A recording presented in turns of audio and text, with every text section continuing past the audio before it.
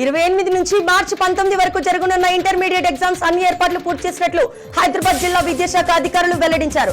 హైదరాబాద్ సికింద్రాబాద్ పరిధిలో మొత్తం 242 ఎగ్జామ్ సెంటర్లు ఏర్పాటు చేస్తామని తెలిపారు. మొత్తం 1,74,367 మంది స్టూడెంట్స్ ఎగ్జామ్ రాయనున్నట్లు పేర్కొన్నారు. వెబ్సైట్ ద్వారా విద్యార్థులు తమ హాల్ టికెట్స్ డౌన్లోడ్ చేసుకోవాలని సూచించారు. ఉస్మానియా యూనివర్సిటీ సోషల్ డిపార్ట్మెంట్ ఆధ్వర్యంలో తెలంగాణ పునర్నిర్మాణ సమస్యలు పరిష్కారాలు అనే అంశంపై 3 రోజుల పాటు జాతీయ సదస్సు నిర్వహించారు. తెలంగాణ రాష్ట్రం ఏర్పడిన తర్వాత విద్యార్థులు కన్న కలలుగానే గులాబీ పెద్దలు మిగిల్చారని చెప్పారు. యాకుత్పురా స్టేషన్ ను అమృత స్టేషన్ స్కీమ్ కింద అభివృద్ధి చేసేందుకు దాదాపు 8.53 కోట్లు ఖర్చు చేయనున్నారు. ఈ స్కీమ్ లో భాగంగా ప్రధాని నరేంద్ర మోదీ వర్చువల్ గా పనులను శంకుస్థాపన చేశారు.